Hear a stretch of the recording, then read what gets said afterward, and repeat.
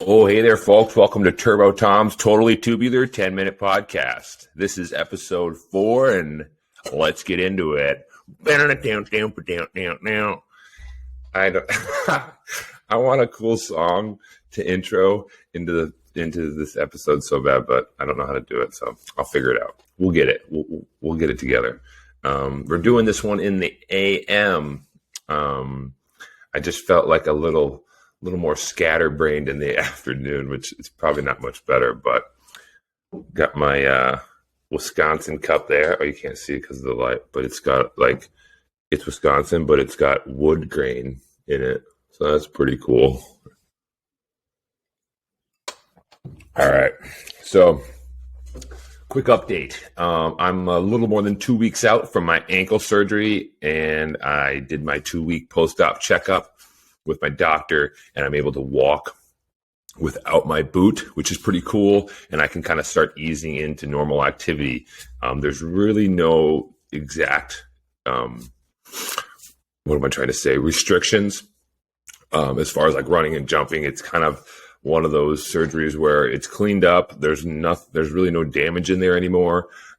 It's basically kind of just teaching my ankle that what it can do now. It's been so restricted for so long that I kind of have to slowly get it to move into that full range of motion. And it'll take some time and some diligence on my part for the rehab, but I'm pretty excited. Went to my first physical therapy yesterday and just feeling super optimistic about getting back to 100% with that ankle. And yeah, I mean, like I said, I'm not going to ever push it too fast, too soon. But I think I'm going to be good to go this summer, and I'm pretty excited about that. And I'm excited to train hard and see what I can do. I've been talking about this ankle for a while and how it limits me. So let's hope that this makes a big difference. So yeah, what else is new? Nothing too crazy. We did the second episode of the Log Jam podcast with Mark Boquin and Jesse Dumas last night. Still kind of figuring out the best way to do some stuff, but that's becoming a lot of fun. And yeah, that's kind of it. Nothing else too crazy. Trying to figure out social media and how to work with brands and stuff. Trying to teach myself that kind of stuff because I can make videos, do well, and get a lot of views, but that's about it. I don't know how to take that next step and really make some real money in this. So yeah. Kind of getting ready. I've got pretty much consistently going through all my gear and what I need for this season because I am leaving in April to drive up to Alaska. I got to catch a ferry in Skagway on the 24th of April, and then it gets to catch again on the 26th. So I'm kind of trying to get all my stuff lined up prior to that. I've ordered a few things, waiting for them to come in. And some of the things I will probably leave behind so that when I fly back to compete, I don't have to fly with all that gear. But there is a lot of stuff that I'm trying to line up that's for training purposes that I do want to take up there with me. So yeah, I'll start carving again soon as well. I'm going to try to go up there with at least 100 small chainsaw carved bears so I can sell at the show up there. So now that I can kind of stand and move around a little bit, I will definitely be able to get back out there and carve. So gonna have to start getting back into that groove. But all right, I'm gonna get into a couple questions here. This one of the questions I'm gonna respond to is basically kind of just a general question. It doesn't really pertain to the video, but he posted it, I believe, on maybe a springboard or a speed climbing video, and he just said, I believe it's a gentleman. He said, must be a new sport. And I get that question all the time. A lot of people, one thing I learned from getting on social media in the last few years is that 95% of the world doesn't even know that the sport exists, let alone know that it's a professional sport. Some people have seen it and think it's kind of maybe just kind of a hobby or something. And it is for a lot of us, but it also is a professional sport that requires a pretty high level of athleticism to compete at the top level. But yeah, so I mean, like I said, people think it's a new sport if they see it, and I have to tell you, it's been around for about 150 years. I believe the first competition that people have been told about was like in 1870, against a couple loggers down in Australia, placing a bet against who could chop down a tree faster, which makes about perfect sense with how the sport got started. The first official competition was also in Australia, in Tasmania, in 1891, and then I think the sport got its start in America in the 1920s. So yeah, remember all this whole sport, all the events originated from all the skills and techniques they used to use back in the woods when they used to harvest timber before we had chainsaws and stuff like that. Of course, the modern day sport has some chainsaw events, but all the chopping and sawing and climbing and log rolling and all that good stuff, yeah, it all came from the skills they used to actually use. Of course, modified to fit the modern day sport, but that's where the sport comes from. So yeah, started in America, 1920s. And then in 1985 is when the Steel Timber Sports Series started, which is basically our most prestigious chopping and sawing event, at least the most prestigious worldwide competition.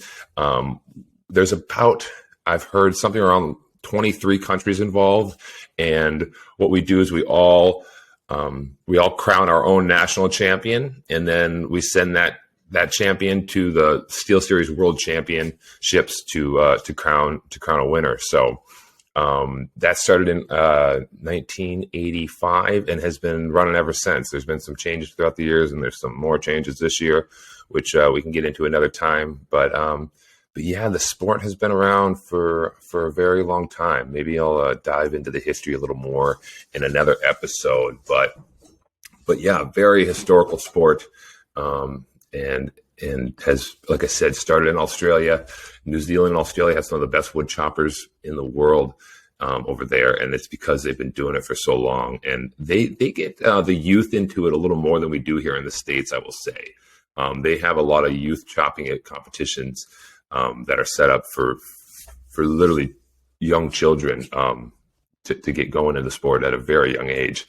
And which I think is really cool. And actually, when I was in Squamish, British Columbia, they have a kids chop as well, and they have their parents like start the cut for them, and then they're basically just kind of like beating the log until it breaks in half. And it's still kind of cool to see them, and it's like kind of set up like a whole separate heat, and man, the crowd just goes crazy for these kids. It's pretty cool, and they're all wearing different types of guards. They're not like swinging razor sharp axes or anything, but they're still wearing like certain guards. Like some kids were wearing like hockey pads and stuff. So I thought that was kind of funny, but I actually loved watching that. And I wish I would see more stuff like that in the States for sure. So maybe we'll hopefully see that more in the future.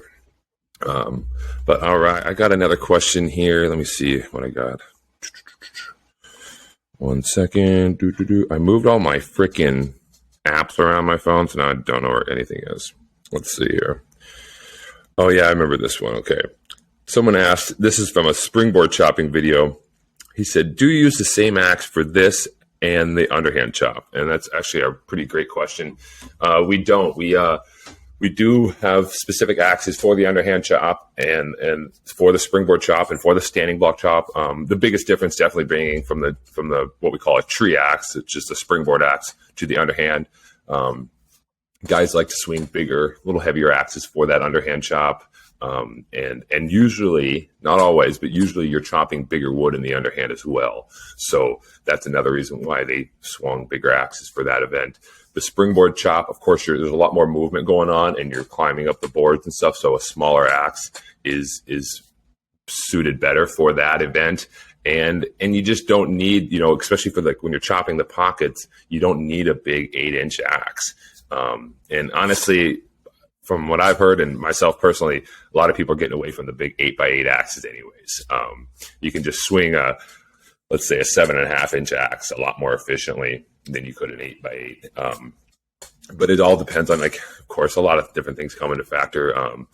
Your size in particular, but also like, how big the wood is, because that determines how much you have to span that axe and stuff like that. So a lot of thought goes into the selection of each axe for each event, but definitely a much smaller axe for that springboard chop, and the wood on top that we chop on the top of the springboard is always a lot smaller than the other two chopping events. So I personally I'm getting down to like a 7.25 inch wide axe for that springboard chop, and I think I've got a couple 7.75 inches. They're called 66s for my underhand. So yeah, and then of course the grinds are different, and that depends on the wood and stuff. So there's a lot that goes into it. Personally, I have a lot to learn about axes.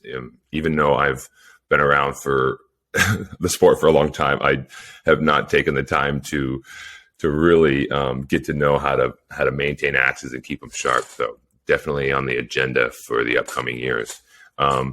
Looking down, I am past the time. This is now Turbo Tom's 11-minute podcast. But thanks for watching, folks, and we'll see you next time. Yo-ho!